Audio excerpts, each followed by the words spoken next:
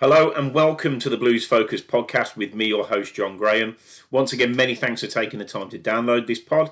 If you've done that either via Spotify or iTunes, or indeed if you're watching it via our YouTube channel, which is Blues Focus TV, please share, leave your comments. We want to debate the topics that you're interested in as we go through the second half of the season. And always keep an eye out on our social media platforms. Great content there. So you can either find that on Twitter or indeed Instagram at Blues Focus Pod. So the purpose of this pod is very much a review on the game from yesterday where Blues went up to the Riverside to play Middlesbrough. And first thing from my point of view, I'm going to eat an absolute ton of humble pie. When I saw the starting 11, I just couldn't understand why he'd picked the team that he had. Certainly Mark Roberts. I mean, I don't really know what more he could have done on Sunday against City to get a start. So I don't like looking at team sheets and immediately thinking, that's just not really what we're looking for. And again, he's stuck with Harley Dean as captain. Obviously, we debated that topic a couple of days ago on the pod.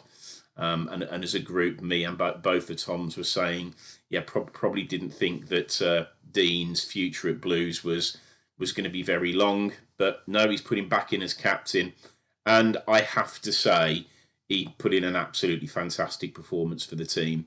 Very organised, very commanding, won some brilliant headers, spilled blood for the cause as well when he absolutely steamed into a header, really positive, took out one of their players.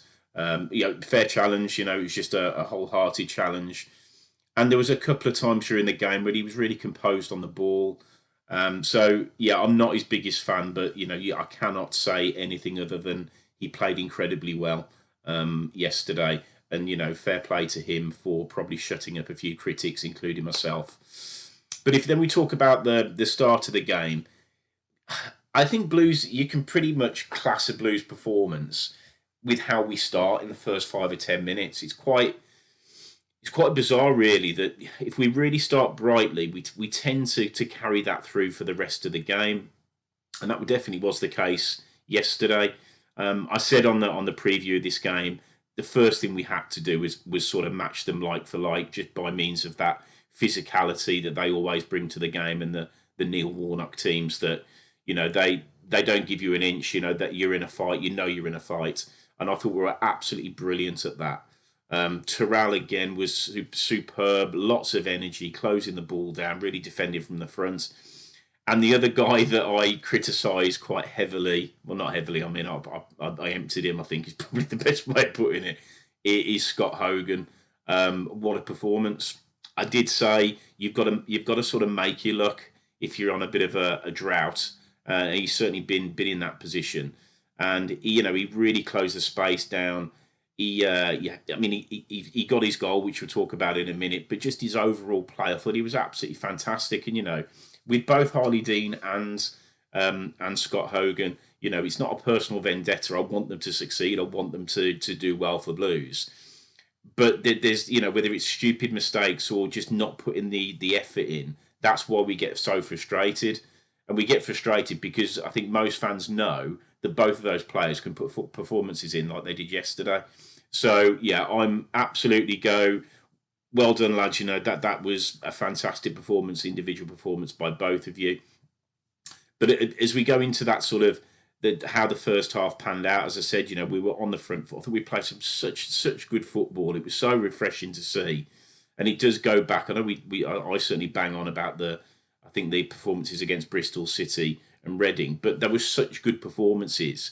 If we could play like that every week, then we're not going to be far away from that sort of top six.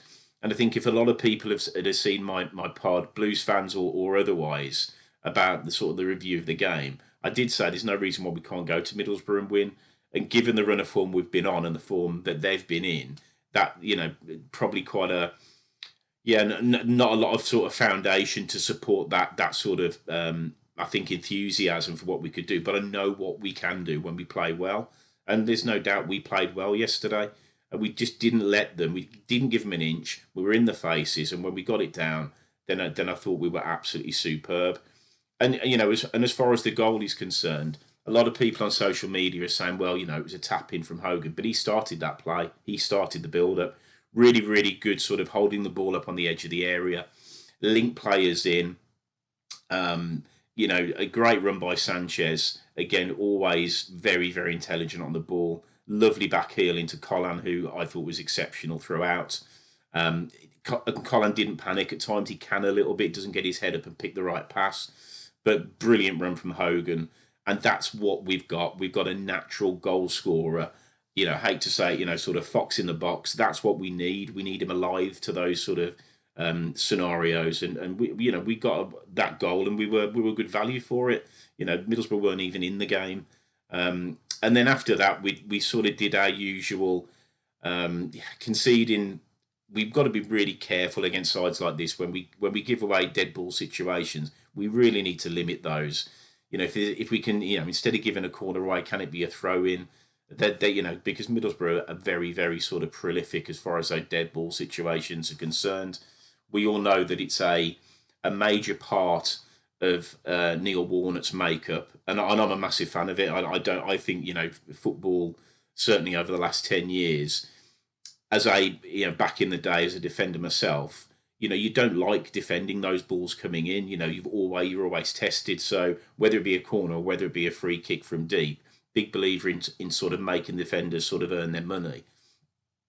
And the corner after the goal, there'd been a bit of a warning sign before that when they flicked it on, and I think it might have been Friend or San Jose cleared it out with a really, really good header on the back post. So we had the warning signs were there, and we were very close to conceding. And I actually thought on the first replay that it was a brilliant save by Terrell with his hand, but somehow he missed it, and he just sort of went off I think it was off the bar, and we managed to sort of clear our lines. But that was the only scare, but it did sort of coincide with us just scoring. And I think it's probably unfair to say we switched off, but you concede that goal. We don't have that bit of luck, and who knows what would have played out thereafter.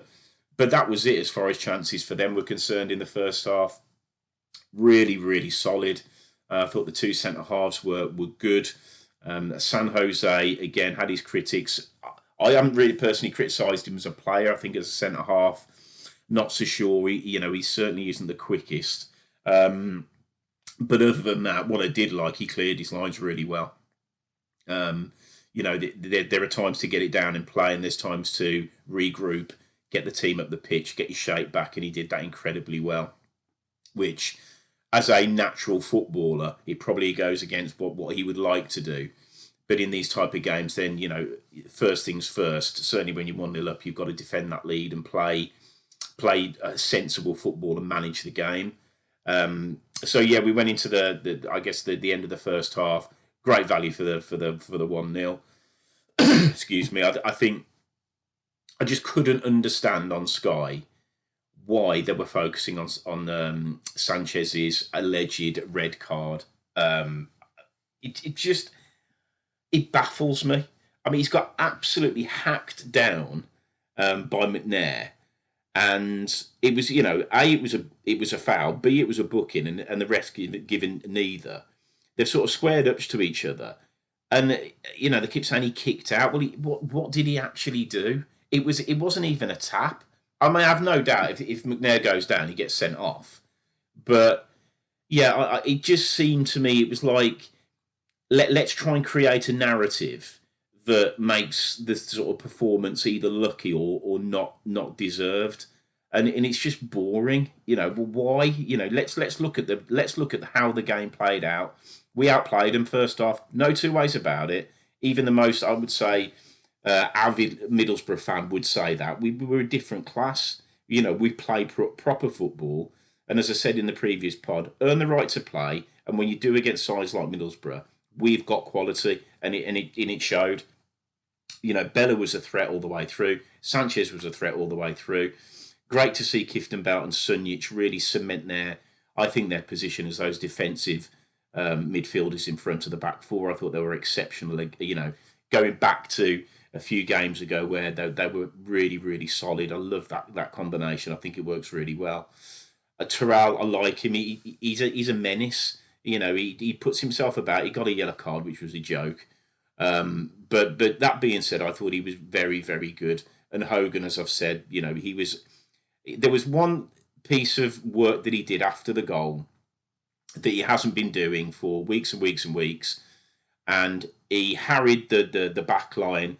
I think it was the centre half was coming out with the ball, and he just went around the back of him, nicked it off him, and built up play again. Brilliant. And if he does that every week, and he can get his confidence and get his goals, he could be the player that we all want, and the player that scored what was it 8 in 10 last season in a run of games. That's what we're after. So again, it's no witch hunt against any of these players. We just want them to perform to the levels we know they can. And I think if they do that, we're going to be. We've got a side, we've got a team. It's obvious for everybody to see. So as we go into the second half, Assombalonga came on, and I highlighted him as a guy that always scores against Blues, and I think it was probably within 2 minutes he probably should have done. Again, probably not switched on, a little bit like after we sort of scored our goal in that corner, then he scored from it. And again, were we bright enough, were we sharp enough at the start of the second half? Arguably not. And as I said, he had a really good chance and sort of fluffed his lines. And that was definitely, I think, it woke us up a bit and said, this is far from done. And obviously Warnock made three, he didn't just bring him in, he made 3 substitutions, which I think probably demonstrates what he thought of their first half performance.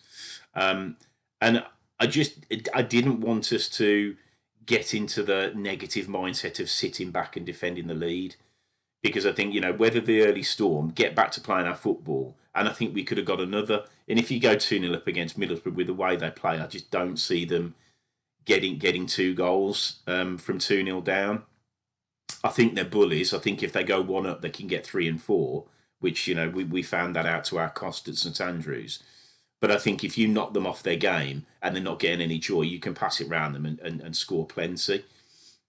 Unfortunately, and this is going to be the only criticism, because, I don't want to be, a Blues fan that is always looking for the negatives, because what's the point? If we put in a good performance, let's crikey, there hasn't been many, so let's really celebrate the positive performances.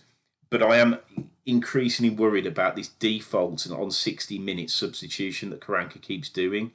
A, it's predictable, which is never good in football.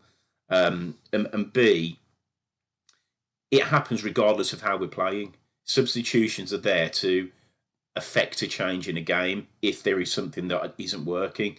And from my point of view, I didn't really see anything not working. I thought we'd, as I said, weathered that storm and really sort of applied herself and again played some really, really good football again. So I don't know whether players are maybe tired. I don't know what it is, but I just don't agree with just changing it if he doesn't need it. But having said that, it's great to see Roberts come on after his performance against Man City. But there are lots of stats, and you probably would have seen it on Sky. Blues, I think, have lost, or they've been ahead in games and then gone on to sort of lose 16 points from winning positions this season. Now, even if we'd only sort of maybe had 8 points where we'd lost from winning positions, which I think is probably around about the average or slightly above the average, then we'd be probably about 7th or 8th. And if the whole 16 points, we'd be 3rd. So we do show that, when we get ahead, we are struggling to defend that sort of lead. And why is it? I just think we're dropping off. I don't think we go for the jugular. I don't think we go for that second goal. Or indeed, we have a bit of a lapse and lose concentration and let the opposition in. And again, with the second half, they didn't create that much. But again, there was another stat. I think last 10 minutes of games, Birmingham have conceded more than any other side in the league. And whether these chopping and changing of formations when I don't think you need to do it, I just want him to maybe just have a bit of faith in the team that get you ahead. And if they're dominating the game, keep them on the park. Simple as that. And if after 75 minutes they are genuinely knackered, then fair enough. I would say that I think the switch when he brought Djukovic on, Djukovic was a menace. Just did what he always does. He didn't really against City. I thought he looked a little bit off colour, to be honest. But absolutely brilliant when he came on. Held the ball up great. Won a couple of fouls for a change. I mean, he's always getting fouled. The refs just don't tend to see it. But no, for me, he was good when he came on. But just in general, I know George Friend got man of the match for Sky. Yeah, I mean, with him, it's just relentless. It's relentless 8 out of 10s. It's just, and I did sort of wax lyrical about him on a previous pod. And I'm not going to change my mind. He's just a brilliant footballer for us. Absolutely, he's the glue that one of, I think it was Tom on the pod a couple of days ago. I think he made the call around. He makes players around him like Harley Dean better. And I totally agree with that. I just think he's been a fantastic signing for us. And I just hope that, it's not just 2 seasons sort of, that we have him. I think that he looks like he definitely looks after himself. And I hope we've got him for a few more seasons to come.